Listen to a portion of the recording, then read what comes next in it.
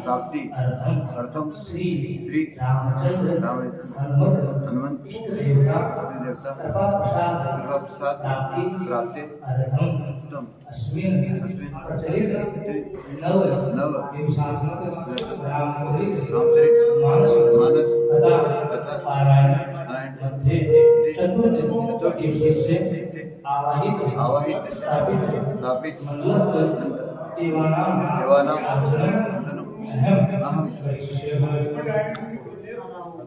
पुनः वाम स्थित समाधाय एक संतरण एक दोन बार लियो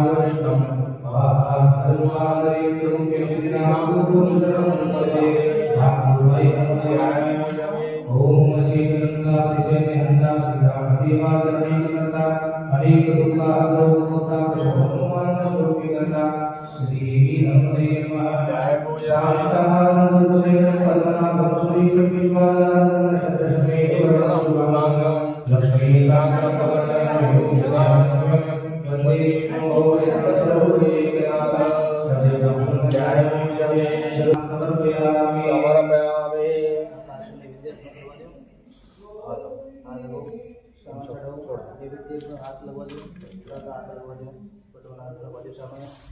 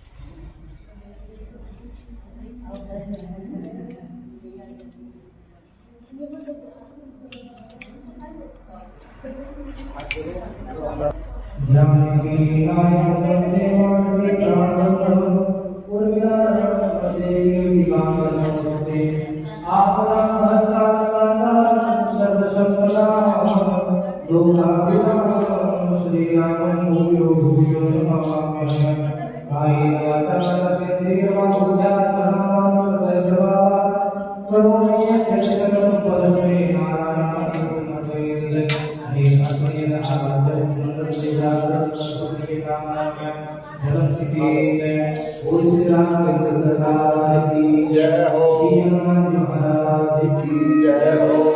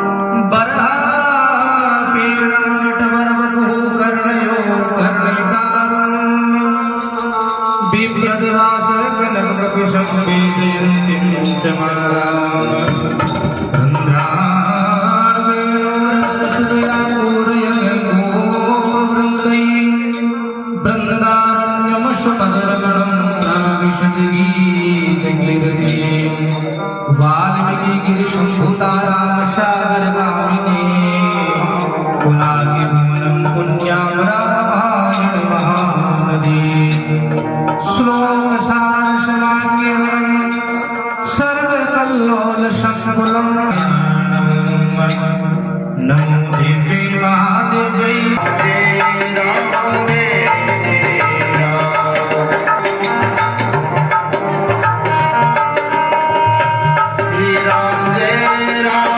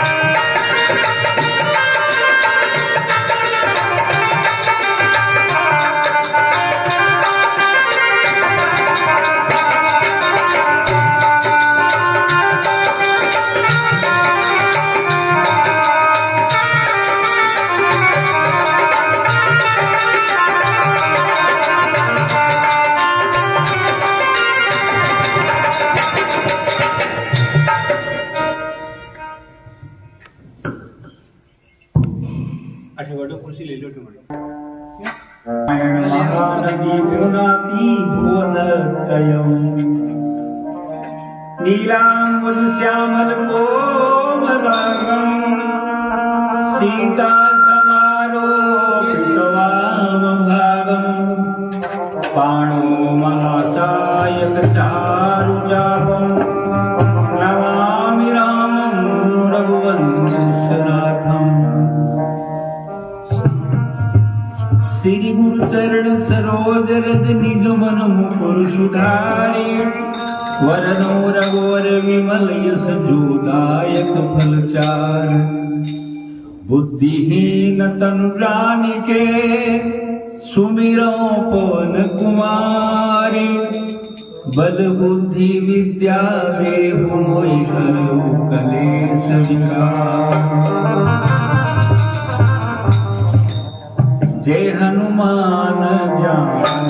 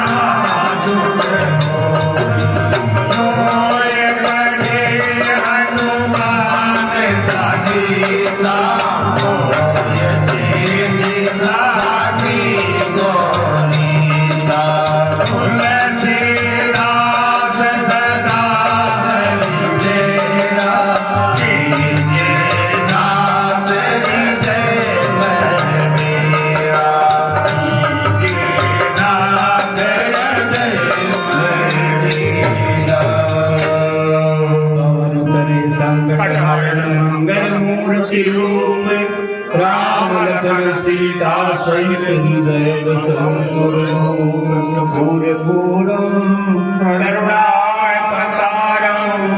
संसार सारम भुजगेन्द्रहारम सदा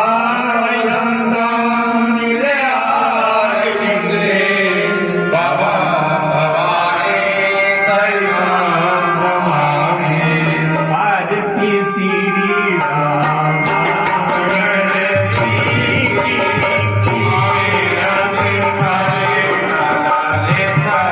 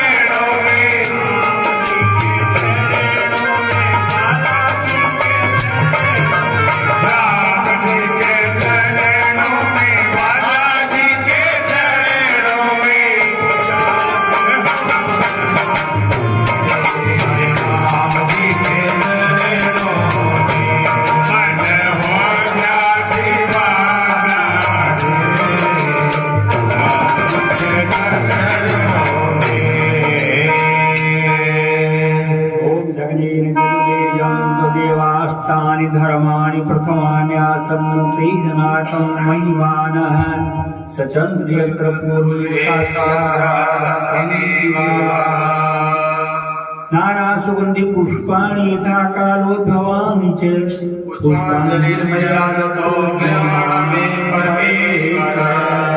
पुष्पांजलिं समर्पयामि नमः। बोले श्री रामचंद्र भगवान की जय हो। बोले श्री बालाजी महाराज की जय हो। बोले शंकर भगवान की जय हो।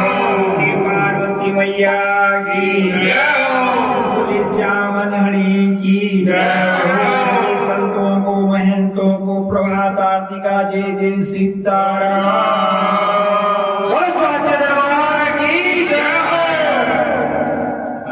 महादेव काल हर कष्ट हर दुख हरो दारिद्र हरो। बोले श्री शंकर भगवान की जय।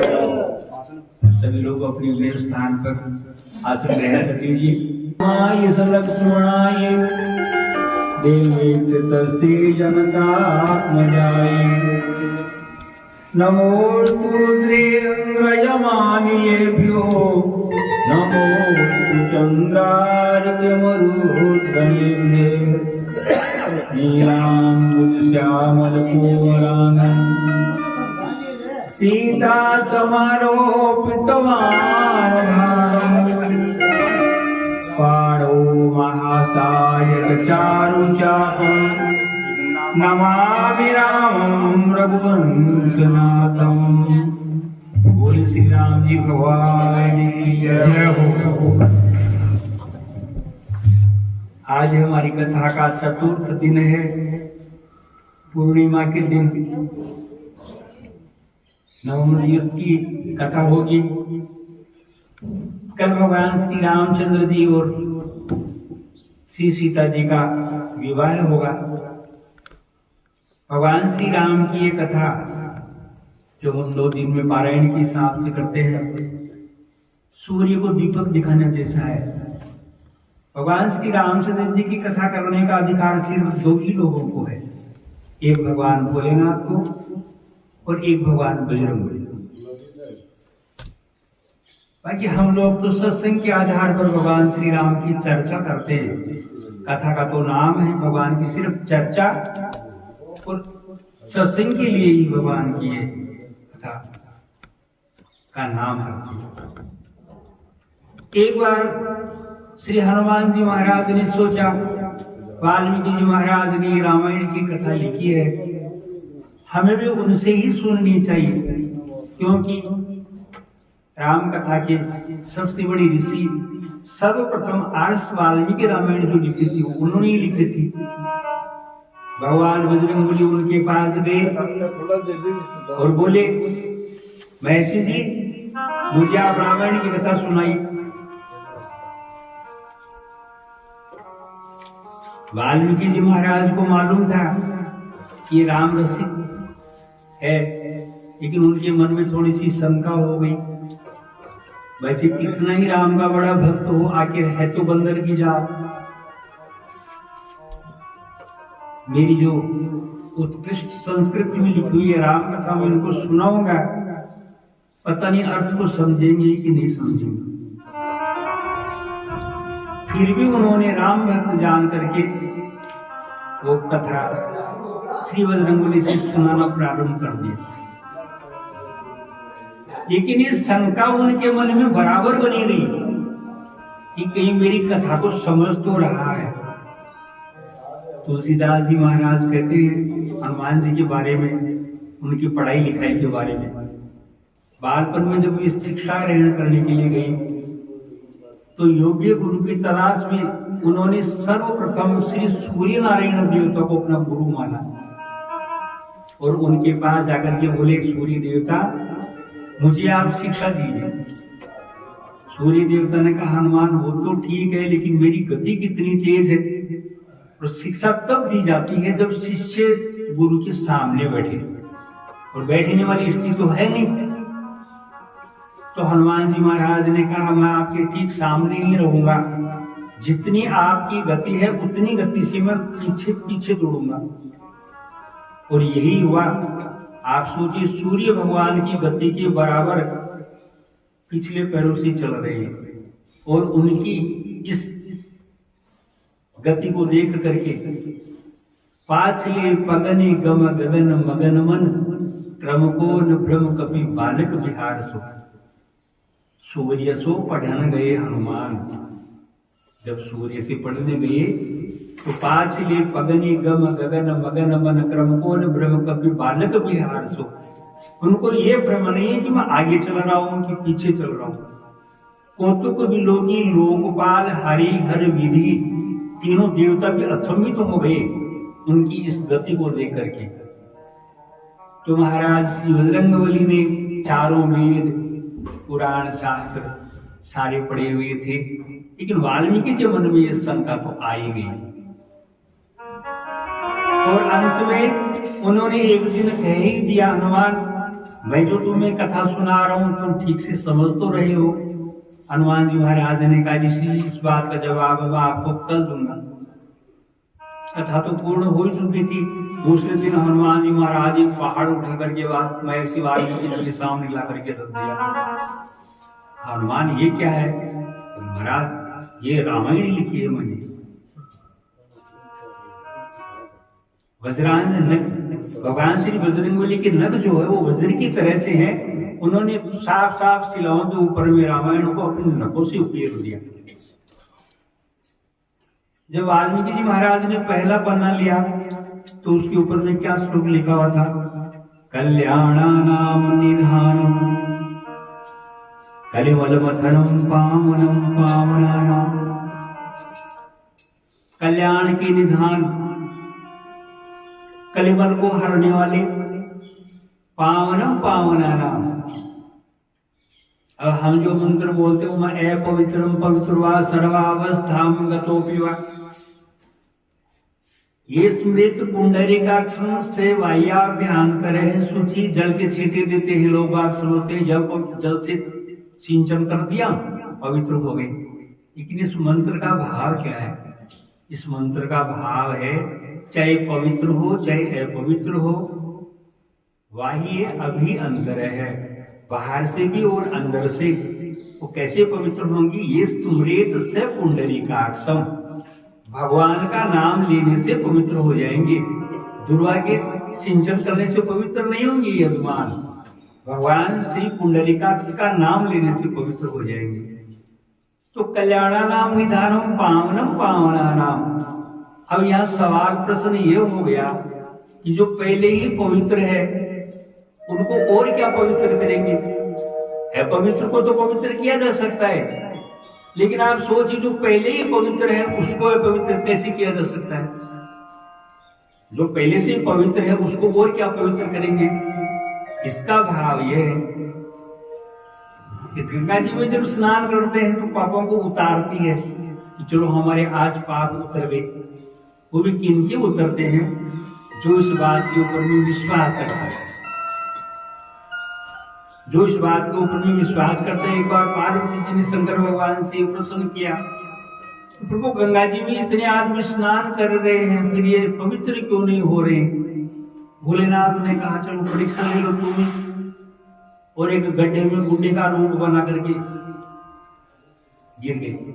पार्वती जी ने गुड़िया का रूप बना लिया और वहां से जो आ रहे थे उनसे पुकारने लगी, कोई मेरे इस गुड्डी को गड्ढे से निकालो, गुड्डी को गड्ढे से निकालो। अब आए कहीं तो उनको एक ही बोली कि भैया देखो अगर पाप होगा तो तेरी मृत्यु हो जाएगी। अब सब वापस घूम जाए, सब वापस घूम जाए। एक विश्वासी व्यक्ति आया और उन्होंने कहा माता अभी तो गंगा जी से स्नान करके आए, अब पाप कहाँ बचेंगे मेरे? और फट से पकड़ के शंकर भगवान को बाहर निकाल लिया, ये हुई विश्वास की बात। तो गंगा जी पवित्र करती है, लेकिन आगे अपवित्र नहीं होगा इस बात की गारंटी नहीं देती। लेकिन ये भगवान की कथा, श्री राम जी का चरित्र मनुष्य को इस बात का संदेश देता है कि वो पवित्र है, लेकिन आगे भी वो अपवित्र नहीं होगा। पावनम पावनानाम पातेयम यन मुमुक्षु सपदी परम पद प्राप्ति प्रस्त्यस्य विश्राम स्थानमेकम कविवर वचताम जीवनम जनानाम बीजम धर्म दुर्वस्य। धर्म की जड़ है प्रभूत भवताम भूतहि राम नाम। ये जो श्लोक देखा वाल्मीकि जी ने, तो एक श्लोक में ही उदास हो गई। हनुमान जी ने पूछा, मेरे से क्या हुआ? बोले, हनुमान मैं तो ये सोच रहा था कि तुम मेरी रामायण समझोगी कि नहीं समझोगी, लेकिन तेरी इस रामायण को देख करके मेरी रामायण को तो कोई हाथ ही नहीं लगाएगा।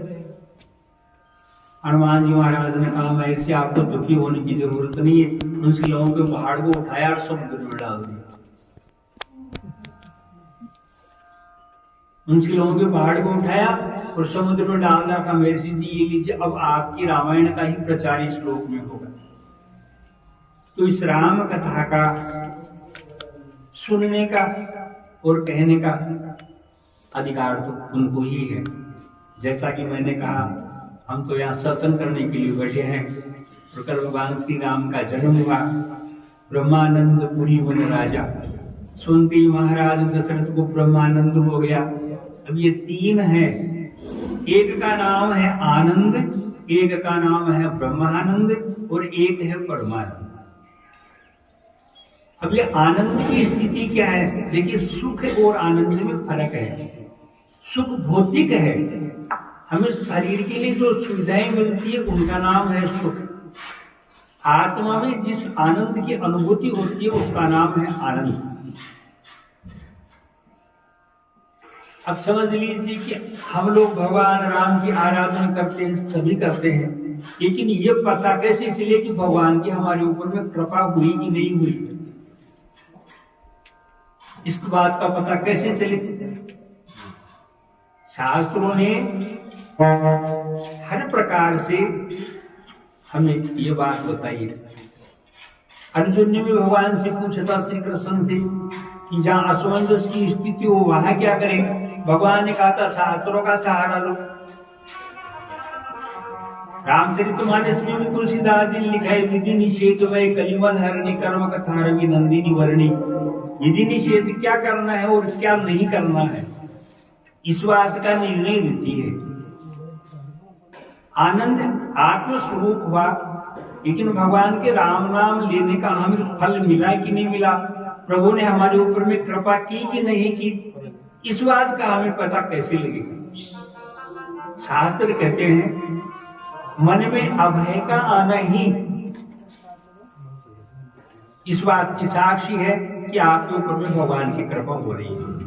मन में अभय का भाव आया। अब आप ये कहेंगे तो छोटी सी बात है, ये छोटी सी बात नहीं है, ये गूढ़ रहस्य की बात है। भगवान राम ने परशुराम जी से क्या कहा? अभय हो जो तुम ही डराई। अरे आप विप्र हो, महर्षि हो, मुनि हो, आपको कौन डरा सकता है? आपको तो वही डरा सकता है जो खुद अभय हो। स्वयं जो अभय हो वही आपको डरा सकता है। अब तुलसीदास जी महाराज कहते हैं,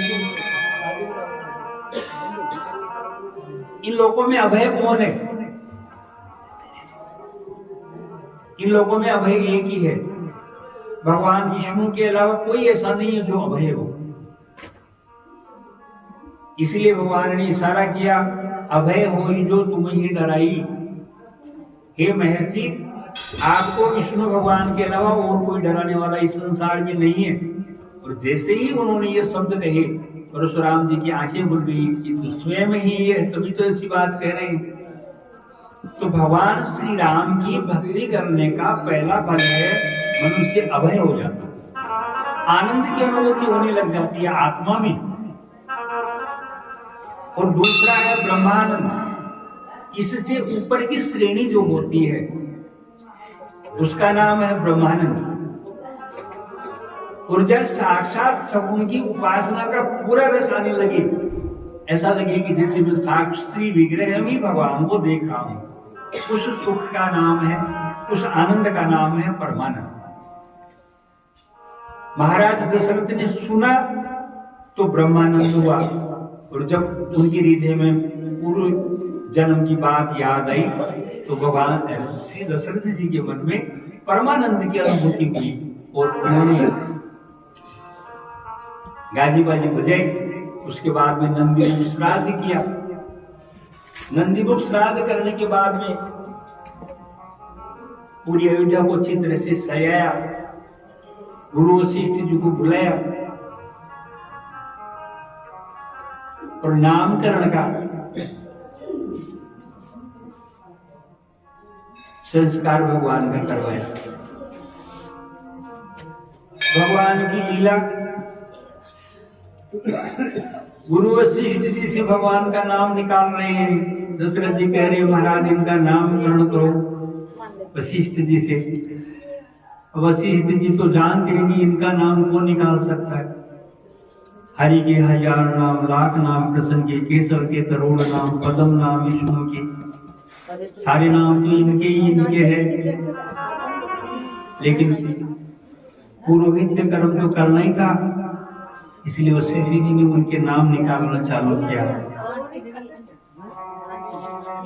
जो आनंद सिंधु सुख राशि,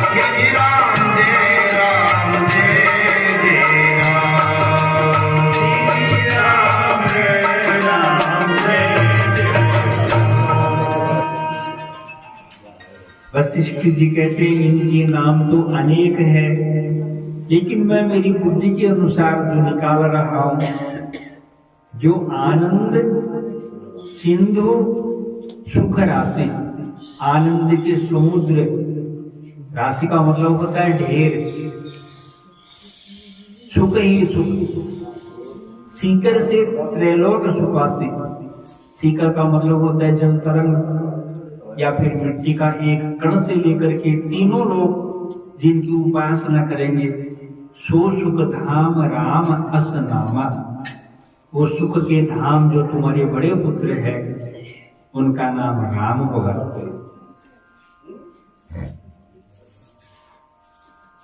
अब देखिए यहां नाम जो है वो वशिष्ठ जी किस तरह से निकालते हैं। भरना यानी रिक्तता को पूर्ण करना, संपूर्ण विश्व को पूर्ण करने वाले जो है उनका नाम है भरत। विश्व भरण पोषण कर जोई। भरण और भरण, भरण का मतलब रिक्तता को पूर्ण करना, और जो रिक्तता को पूर्ण करे उसका नाम भरत।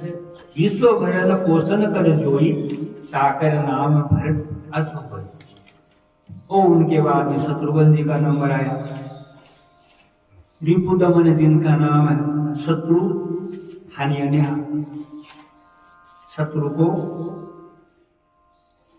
हारने वाला, उनका नाम शत्रुघ्न है। लक्षण धाम राम प्रिय सकल जगत आधार। लक्षण धाम एक है लक्ष्य, एक है लक्ष्य और उसके आगे लग गया मन। जिनका मन अपने लक्ष्य में लगा रहे,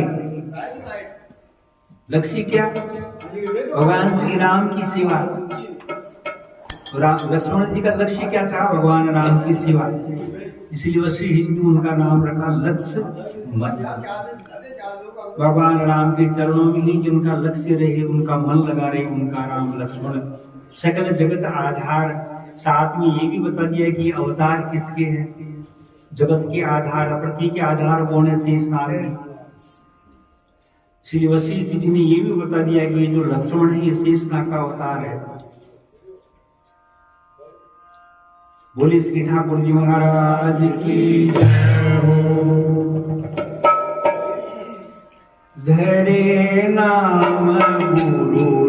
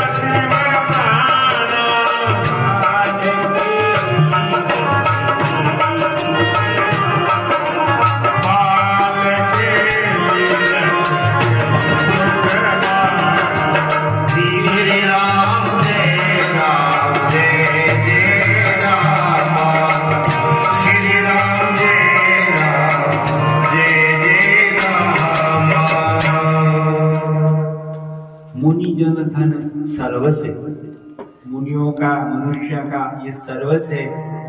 वेदों के प्राण, यदि हरि हरवै वेद प्राण सो। ब्रह्मा विष्णु महेश, इन तीनों देवताओं के पर्याय श्री राम और वेदों के प्राण हैं, ऐसा वशिष्ठ जी कह रहे हैं। अब भगवान के चरण चिन्हों में जो चिन्ह है, कई चिन्ह है। श्री जानकी जी के चरणों में जो चिन्ह बाएं पैर में है, भगवान श्री राम जी के चरणों में वही चिन्ह दक्षिण पैर में है। वशिष्ठ जी महाराज, श्री तुलसी जी महाराज बता रहे हैं, रेख कुली स्वेद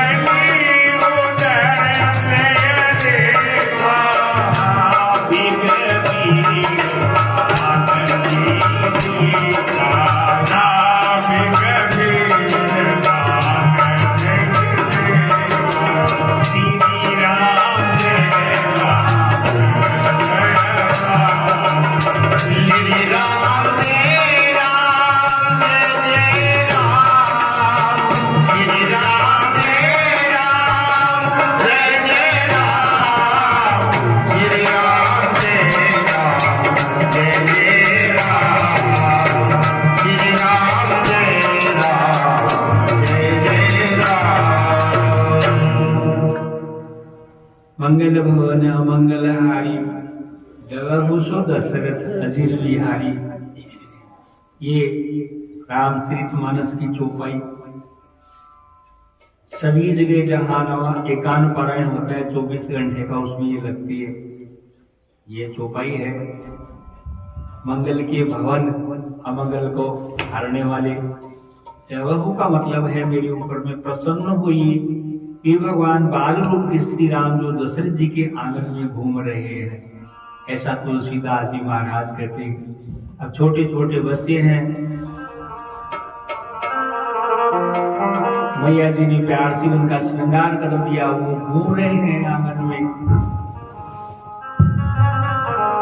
घुमत चलत राम बाजत पैदलिया, घुमत चलत राम।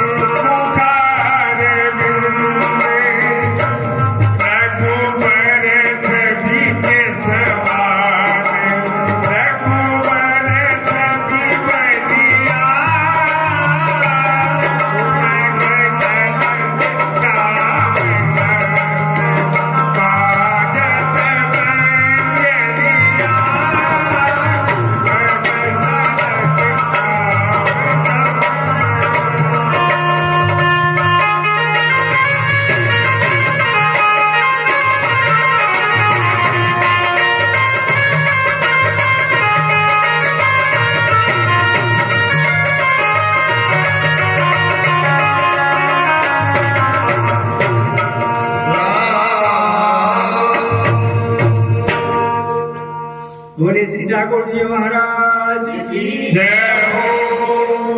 इस प्रकार से माता पिता को सुख देते हुए भगवान थोड़े और बड़े हुए।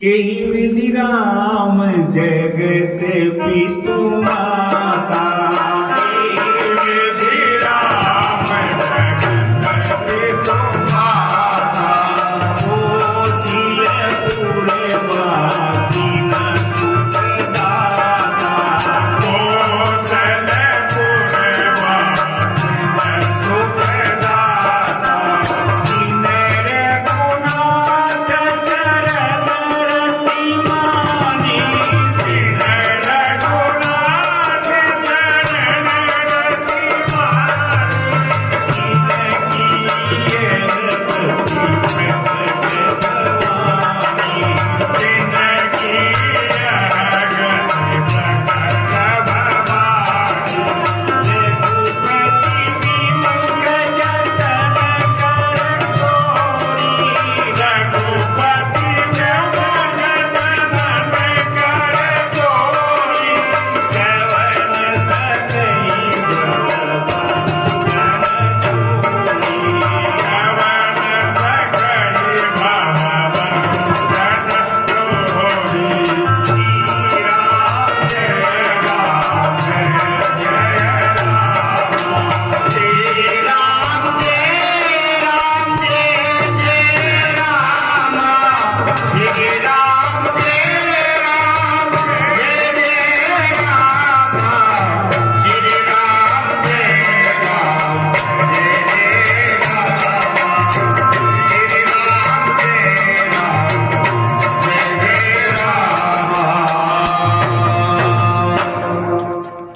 तुलसीदास जी महाराज कहते हैं भगवान श्री रामचंद्र जी के चरणों की शरण लिए बिना चाहे कितने ही प्रयत्न करे ये भवबंधन छूटने वाला नहीं है।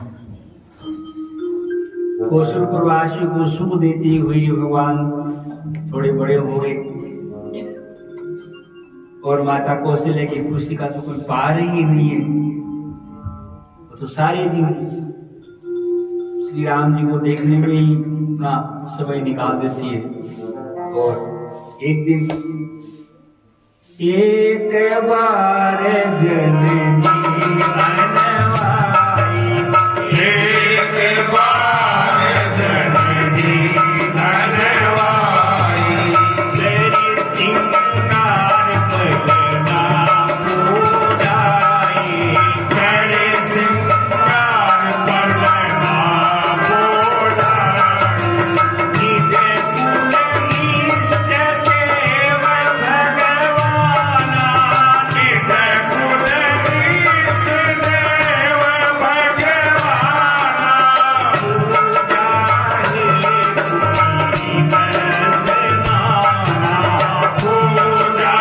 हे तुम्ही पूजाए तुम्ही हसनाना, तेरी पूजा ने वेद चढ़ावा, तेरी पूजा ने वेद चढ़ावा, आप गई जन पाके बनावा, आप गई जन पाक बनावा, बहुरी बात सहमा चली आई, बहुरी बात सहमा चली आई, भोजन करत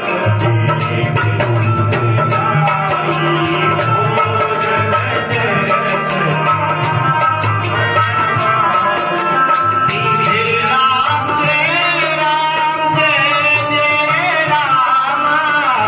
श्री राम जय राम, जय राम, श्री राम जय राम, जय राम, श्री राम जय राम, जय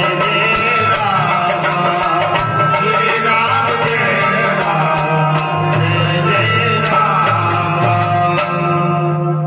एक बार माता कौशल्या जी ने भगवान श्री रामचंद्र जी को स्नान कराया, अच्छी अच्छी झुलियां पहनाई, काला टीका लगाया। घोड़े तो नहीं थे, लगाने की तो जरूरत नहीं, लेकिन माँ को तो अपने शिशु प्यारे ही लगते हैं, चाहे काला ही हो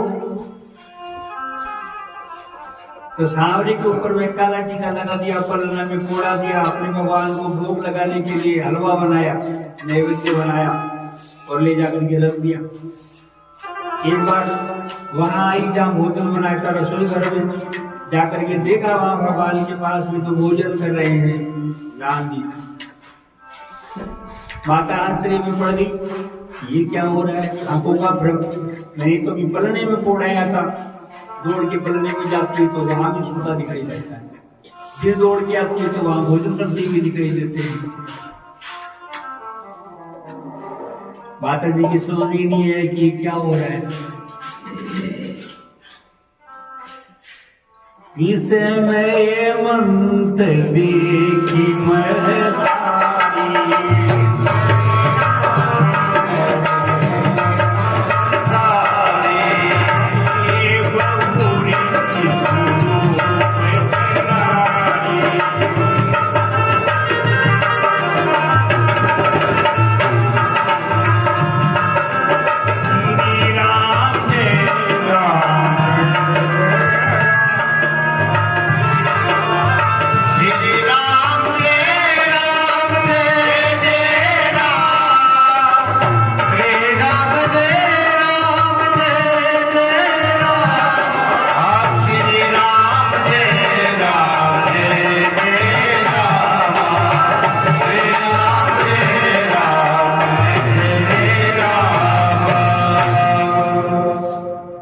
माता जी इधर उधर घूमने लगी, दो बालक दिखे, भगवान ने अपने विराट रूप के दर्शन करा दिए।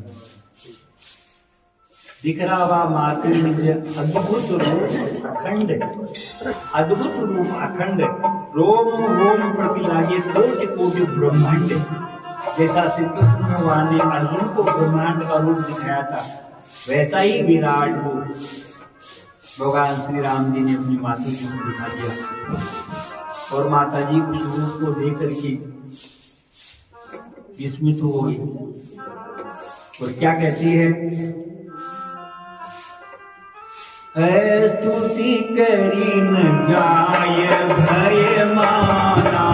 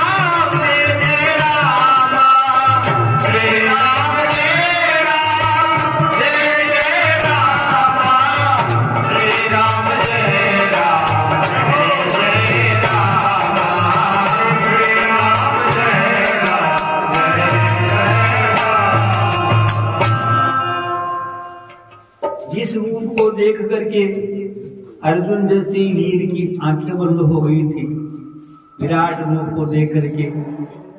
लेकिन अपना सौम्य रूप दिखाया भगवान श्री राम जी ने माता जी को और कहा कि अब किसी से कहना मत किया कि मैंने आपको ये रूप दिखाया है। भगवान का चूड़ाकरण संस्कार हुआ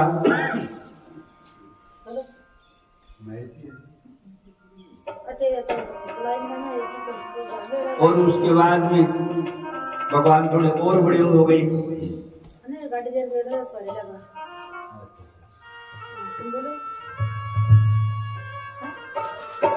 भोजन करत बोल जब राजा, भोजन करत बोल जब राजा, नहीं आवत दीवान समाजा, नहीं आवत दीवान समाजा, कौशल्या जब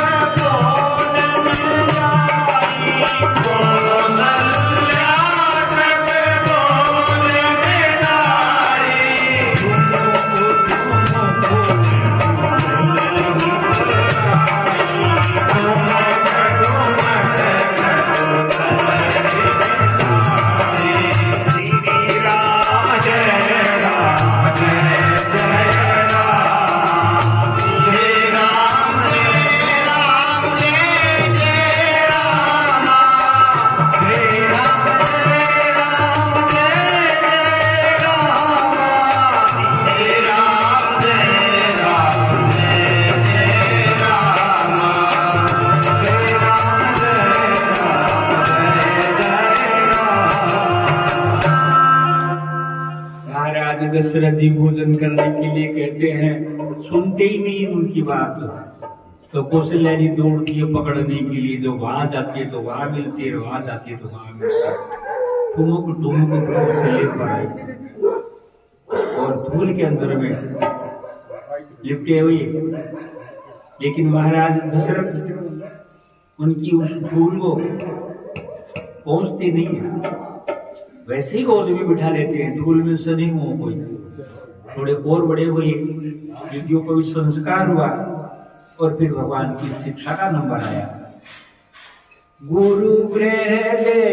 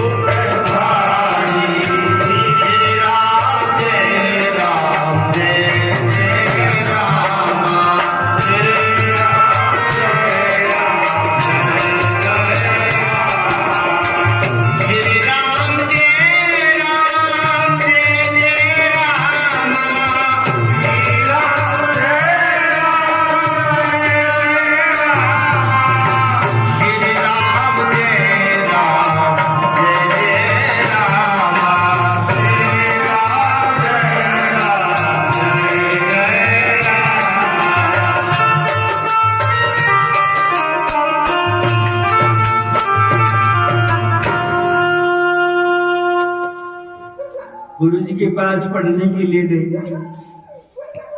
देखिए गुरु जी की क्या दशा हुई होगी उस वक्त जब भगवान श्री राम जी को, भरत जी को, लक्ष्मण जी को, शत्रुघ्न जी को गुरु जी पढ़ाने के लिए बैठे। अब कोई पढ़ाने वाला अपने सामने बैठे हुए विद्यार्थी को देखे कि गुरु जी तो पहले पढ़े हुए और शिष्य आचार्य की ओर, वो क्या पढ़ाएगा। ऐसी स्थिति वशिष्ठ जी महाराज की हो गई कि इनको क्या ज्ञान दे। लेकिन देखिए, जिन्हें मर्यादा पुरुषोत्तम कहते हैं, उन्होंने कभी गुरु जी को यह एहसास ही नहीं होने दिया कि ये पूर्ण गुरु परमात्मा है। एक शिक्षक की भांति उन्होंने सारे नियमों का पालन किया। एक शिक्षक की शिष्य की भांति सारे नियमों का पालन किया। जैसे और विद्यार्थी थे वहां पर उन्हीं नियमों का पालन करते हुए थोड़े ही दिनों में उन्हें सारी विद्या आ गई। और विद्या तो आई हुई थी जिनकी सहज श्वास श्रुति चारों श्रुतियां यानी वेद जिनके श्वास में बसे हुए हो, उनको पढ़ने की जरूरत ही क्या है। लेकिन वे मर्यादा पुरुषोत्तम भगवान राम अपनी लीला कर रहे थे। बोले श्री ठाकुर जी महाराज की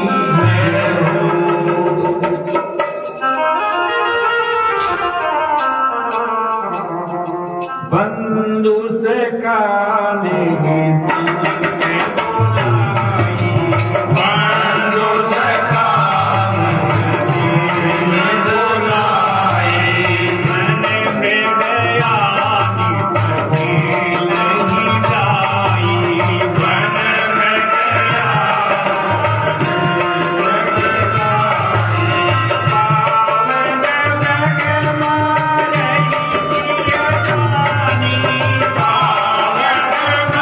Bye.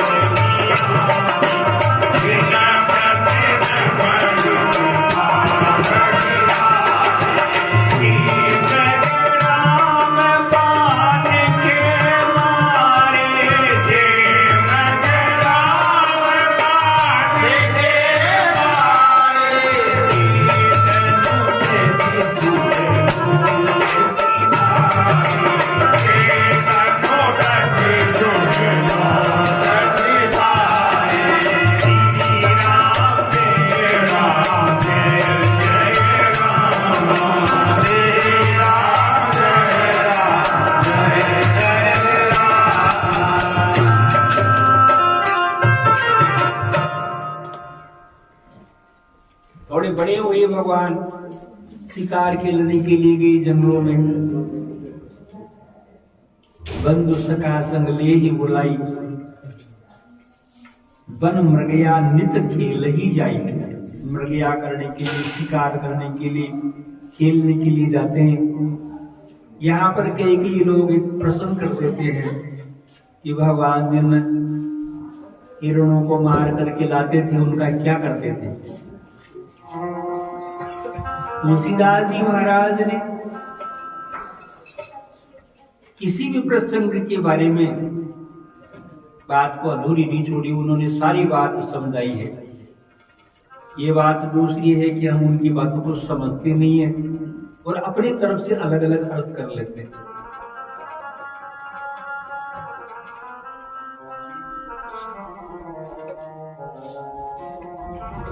थोड़ा सा ज्ञान होने के बाद में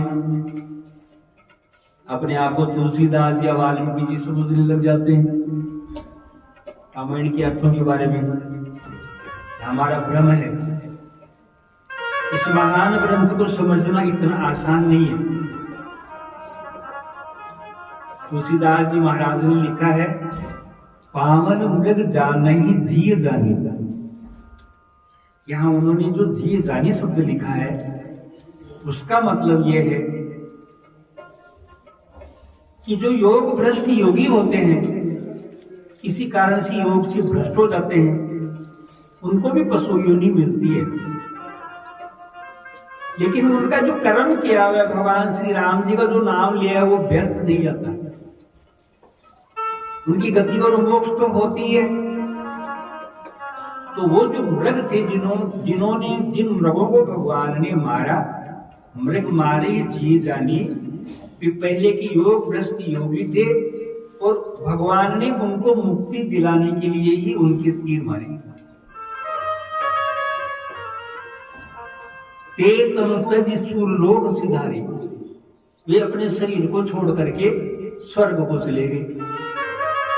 अब दूसरा प्रश्न यह होता है कि जब बाण लगा पीड़ा तो हुई होगी। इसका भी तुलसीदास जी महाराज ने जवाब दिया है, राम चरण दृढ़ प्रीति करी बाल कीन तम त्याग। भगवान के चरणों में दृढ़ प्रीति कर करके बाली ने अपने प्राणों का त्यागा। कैसे त्यागा? सुमन माल जी में कंठ ते गिरत न जाने राम। हाथी के गले में माला पड़ी हुई है, वो अगर टूट के नीचे अगर गिर गई तो हाथी को क्या पता चलेगा?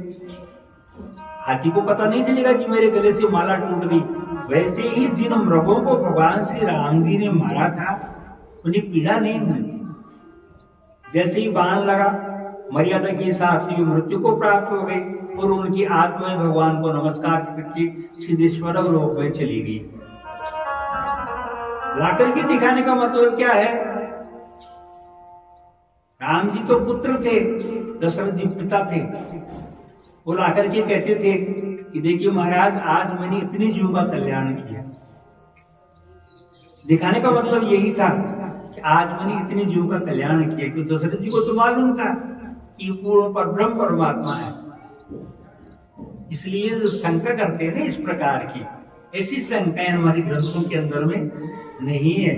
उनका ठीक से प्रयोजन समझना चाहिए। और फिर भगवान क्या करते हैं? प्रातः काल उठी तेरे गुणाना, प्रातः काल उठे रघुनाथ।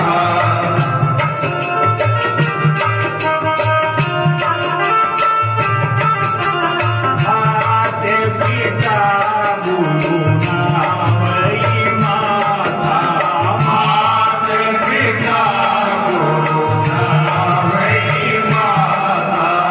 आय सुमांगी करई दूर काजा, आय सुमांगी करई दूर काजा।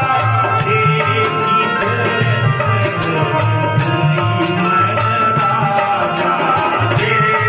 चरित मन राजा। श्री राम जय राम जय जय राम। श्री राम जय राम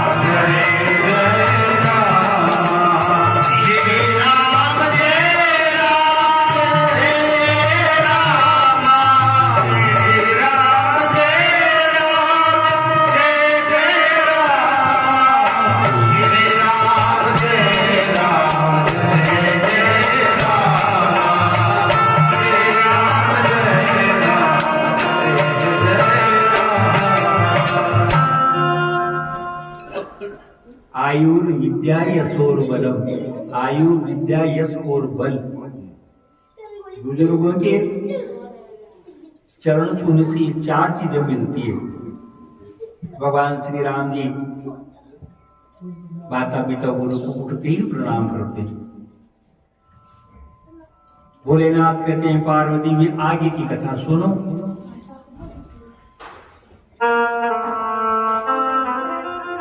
विश्वामित्र महामुनि ज्ञानी, विश्वामित्र महामुनि ज्ञानी, कथई विपिन सुख आस अजानी, असहि विपिन सुख आस जानी, जन जग जय जोग मुनि करही, जय जप जय जोग मुनि करही, अति मारी अति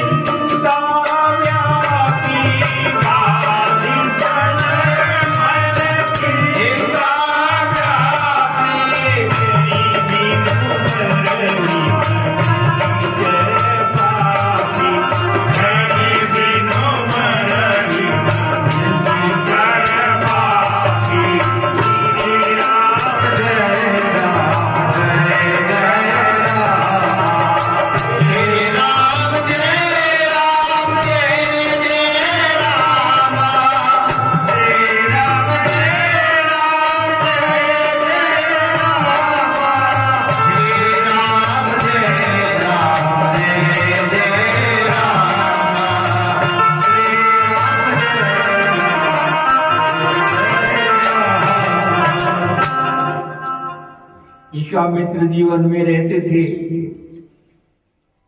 जब वे यज्ञ जप और तप करते, मारीच सुबह और ताड़का करके उनकी यज्ञों का विध्वंस कर देते।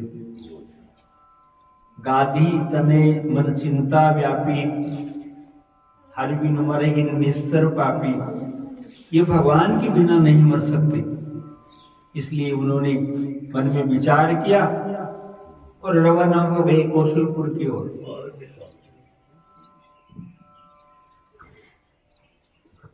मुनि आगमन सुना जब राजा, मुनि आगमन मिलन गए दीप समाजा, मिलन गया दीप समाजा, जगन पठारी प्रीति पूजा, जन पठारी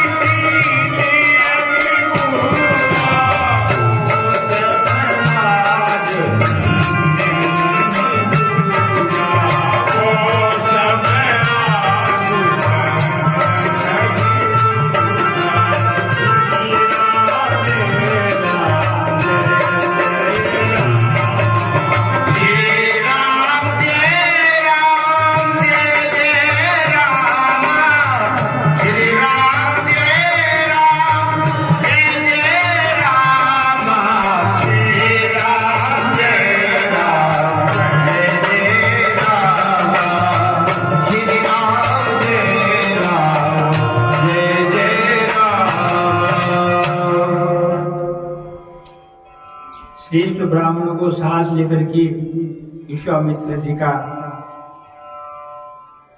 सम्मान किया, पैर धोए, विविध भांति भोजन करवाया, अनेक पकवानों के साथ में उनको भोजन करवाया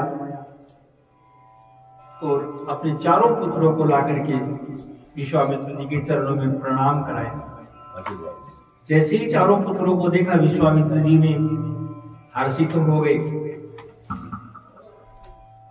मन राम जी में ही लग गया और पूछते हैं के ही कारण आगमन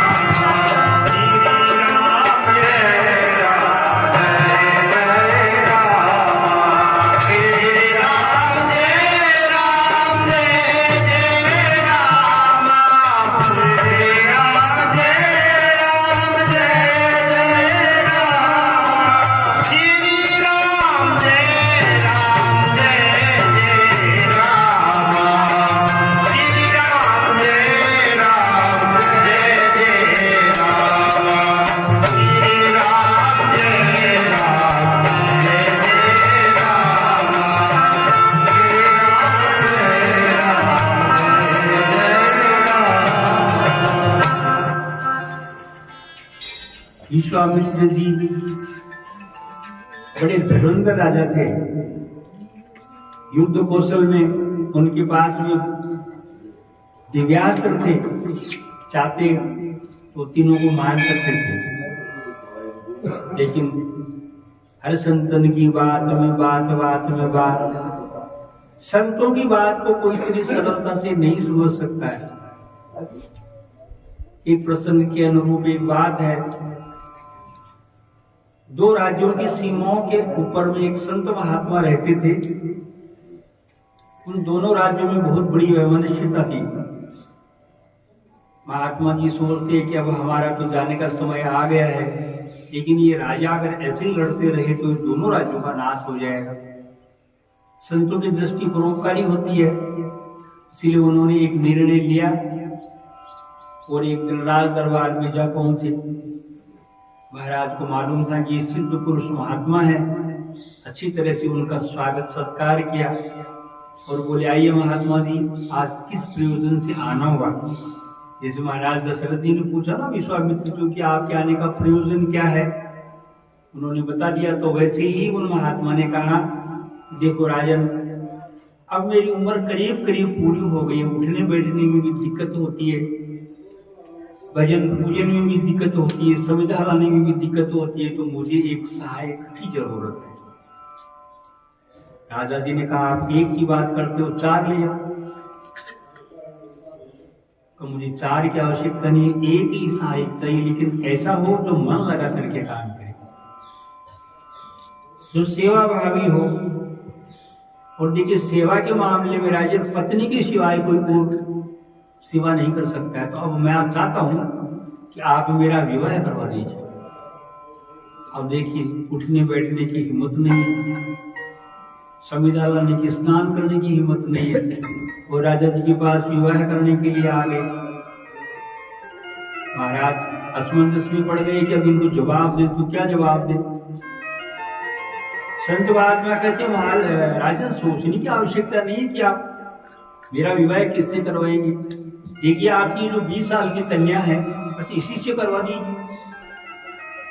सुनते ही राजा जी सुन रहे थे, ये अब क्या करें, इनको जवाब देना में बहुत मुश्किल है। तो उन्होंने एक युक्ति निकाली और कहा, देखिए महात्मा, हमारे कुल में स्वयंवर की परिपाटी चलती है क्षत्रियों के यहाँ।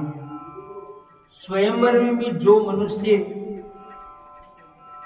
स्वयंवर में आना चाहिए, उसके लिए पहली शर्त है कि कन्या के लिए 108 मोतियों का हार ला करके दे।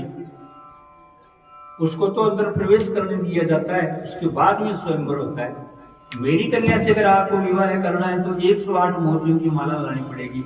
महात्मा ने जी ने कहा, चलो सैंपल दिखाओ। महाराज ने एक ऐसा दुर्लभ मोती ला करके दिया उनको, महात्मा जी को, ऐसे 108 मोती चाहिए। महात्मा जी ने कहा, चलो ठीक है, मैं मोती लेने के लिए जाता हूँ, लेकिन जो मेरे आने से पहले इस कन्या का विवाह मत करना। कहा, ठीक है महाराज। राजा जी ने सोचा, सारे राज्यों में फिरेंगे महाराज, ये तो जो 4 मोती मिल जाएंगे, इससे ज्यादा मोती नहीं मिलेंगे। लेकिन महाराज जी पूरे ब्रह्मज्ञानी थे, नगर के बाहर गए, अपनी विद्या से समुद्र के किनारे पहुंच गए। जाकर के आसन लगाया, संकल्प किया कि जब तक इस समुद्र को खाली नहीं कर दूंगा तब तक मैं यहां से नहीं उठूंगा। ऐसा संकल्प करके अपने कमंडल से जल लेकर समुद्र से बाहर निकालने लगे। ब्रह्मज्ञानी का कमंडल था, 150 कमंडल निकालते निकालते समुद्र के हृदय में कंपन हो गया। ये क्या हो रहा है आज, हृदय में कंपन क्यों हो रहा है? ध्यान लगा के देखा तो एक महात्मा दिखाई दिए, तट पर बैठे हुए। समुद्र देवता मनुष्य का रूप बना करके आए। बोले, महात्मा ने क्या कर रहे हो? बोले, दिखाई नहीं देता तेरे को मैं क्या कर रहा हूँ। अरे मैं तो कमंडल से जल बाहर निकाल रहा हूँ। बोले, वो तो दिखाई देता है, लेकिन प्रयोजन क्या है? महात्मा जी बोले, प्रयोजन ये समुद्र को खाली करना है। समुद्र बोला, महात्मा जी इस कमंडल से कब इतना बड़ा समुद्र खाली होगा? बोले, मेरे को क्या जल्दी है, साल में, 2 साल में, 4 साल में, 100 साल में होगा तब हो जाएगा, लेकिन रहूंगा इसको खाली करके। समुद्र ने देखा ये ब्रह्मज्ञानी है, इनके तो संकल्प से ही खाली हो जाएगा। महाराज अगस्त्य जी ने तो 3 चरणों में पूरे समुद्र को पी लिया था। तो उन्होंने कहा आप ये बताइए आपकी इससे दुश्मनी क्या है। महाराज ने कहा कोई दुश्मनी नहीं, मुझे मोती चाहिए और मोती मिलेंगे समुद्र खाली होगा तब। तो बोला आपको अगर मोती मिल जाए तो बोले मेरी समुद्र से कोई दुश्मनी नहीं है।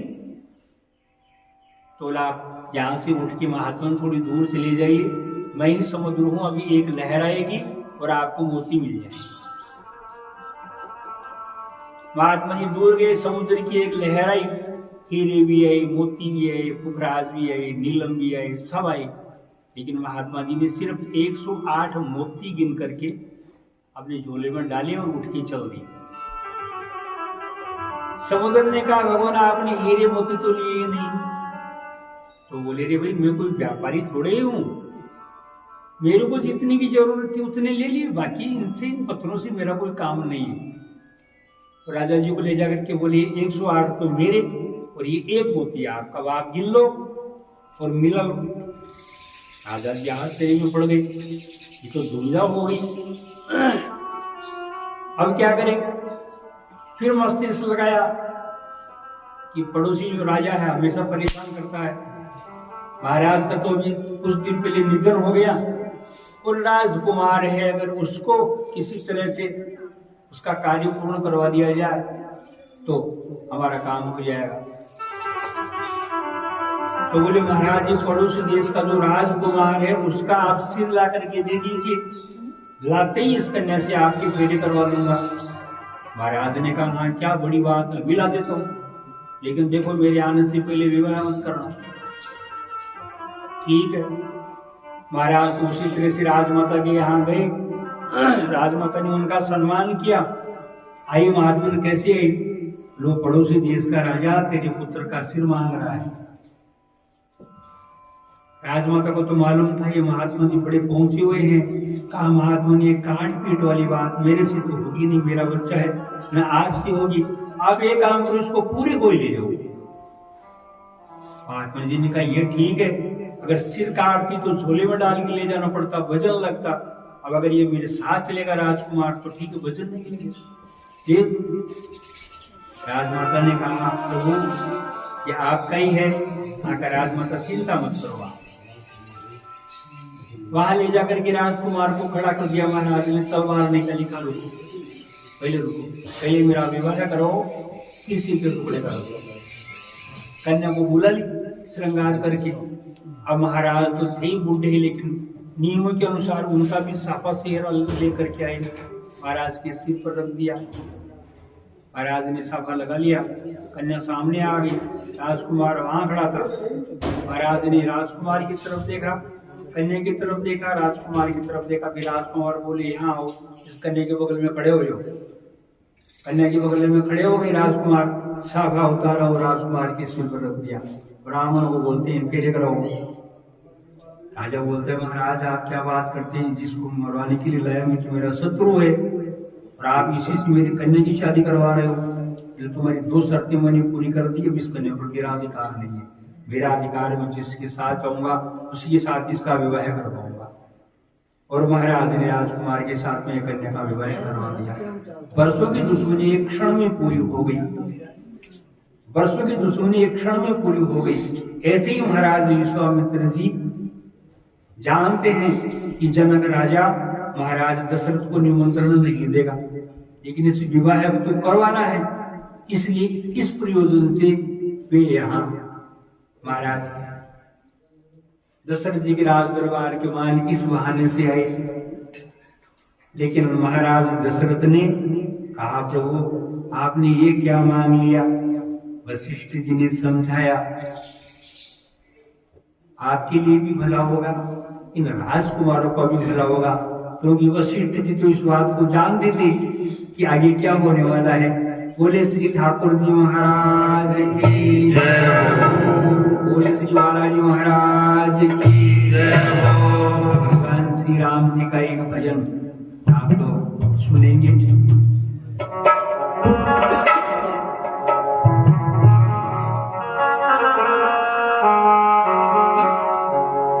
श्री राम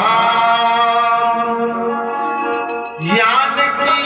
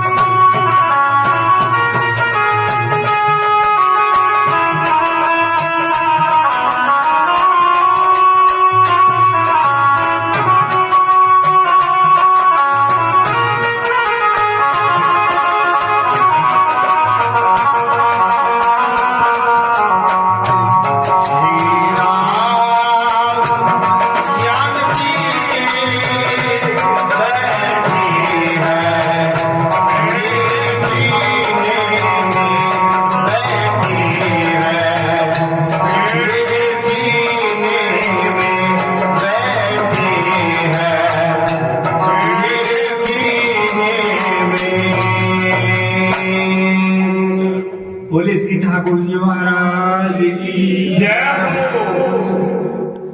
महाराज दशरथ ने दोनों भाइयों को, राम और लक्ष्मण जी को, स्वामित्र जी को दे दिया, यानी साथ भेज दिया। श्याम गोर सुंदर दो भाई, श्याम गोर सुंदर दो भाई,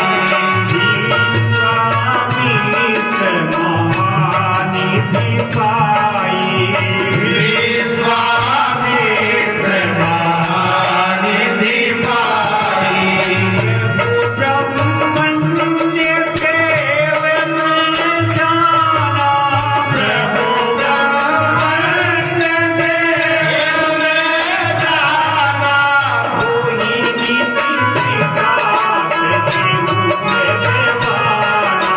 मोहिनी पिता सजीव भगवाना,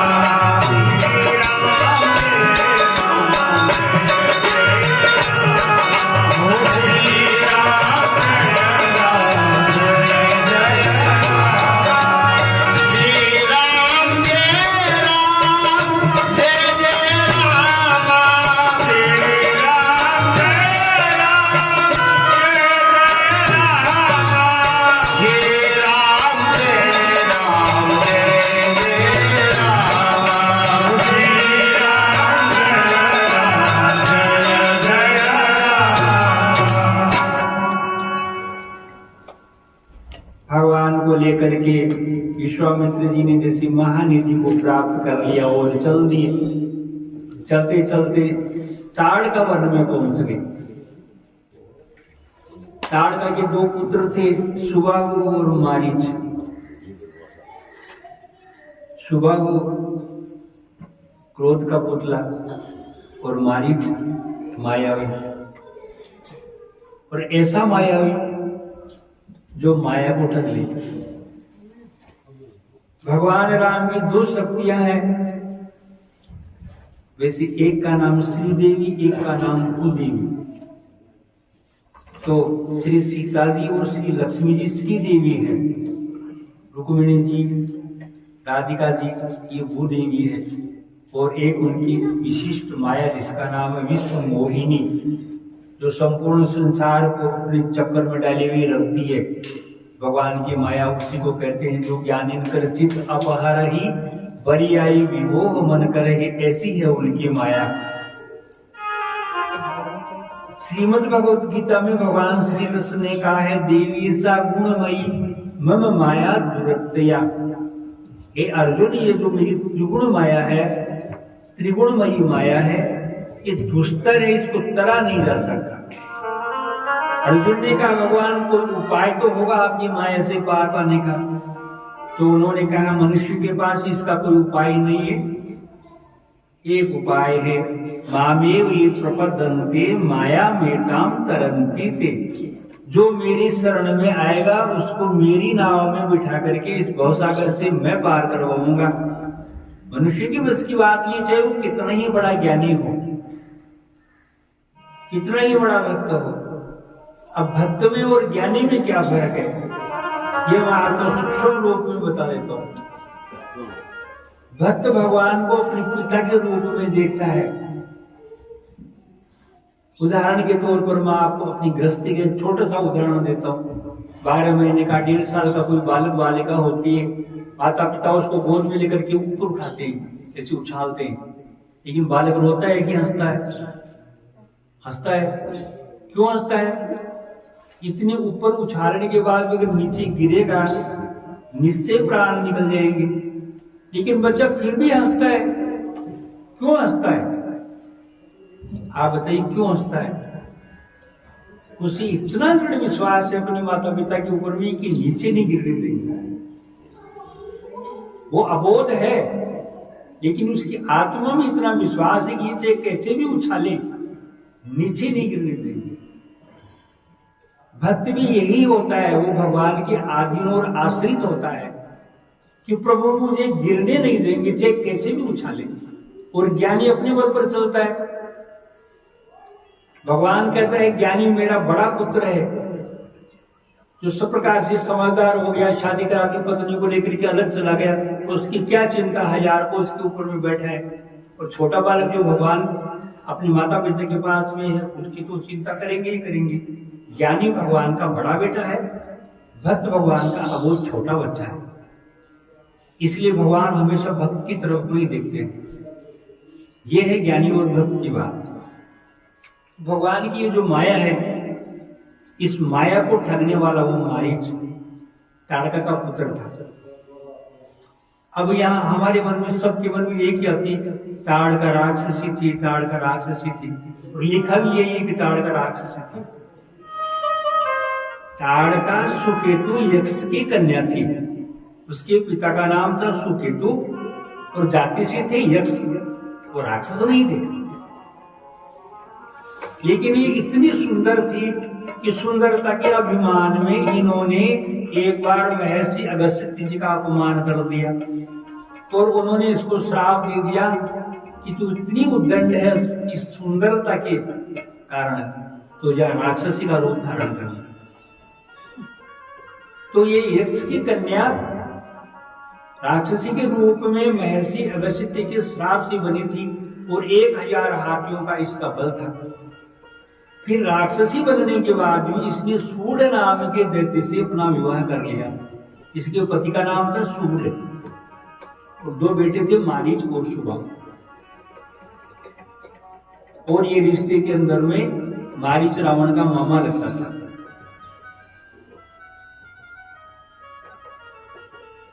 माल्यवान सुमाली ये सुकेश के पुत्र थे।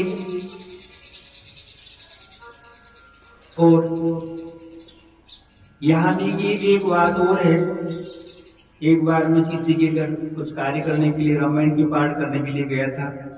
एक चौधरी जी मिल गए, बोले महाराज आपको राम रावण की समानता का मालूम है क्या?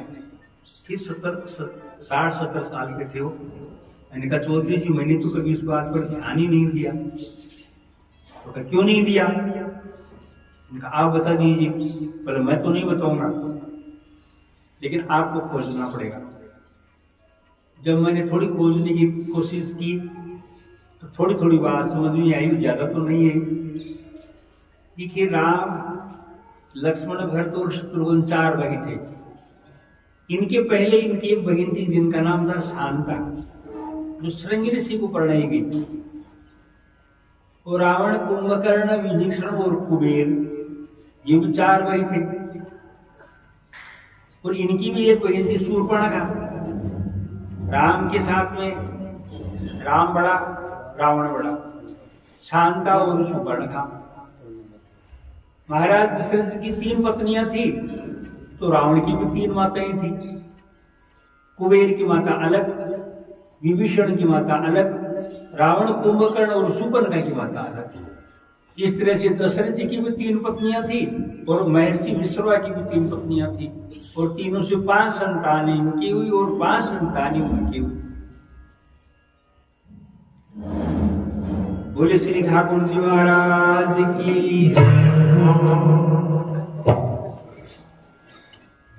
चले जाते मुनि की नदी खाई, चले जाते मुनि दीन दिखाई, सुनी ताड़े का क्रोध केरी आई, सुनी ताड़े का क्रोध करी धाई, कहीं बाण प्राण हर लीला, कई बार प्राण हरि लीला, दीन जानती निज पद दीना, दीन जानती निज पद दीना, मीरा जय राम जय राम, श्री राम जय राम जय राम। एक ही बाण प्राण हर लीना। एक बाण से ताड़का को स्वर्गलोक पहुंचा दिया।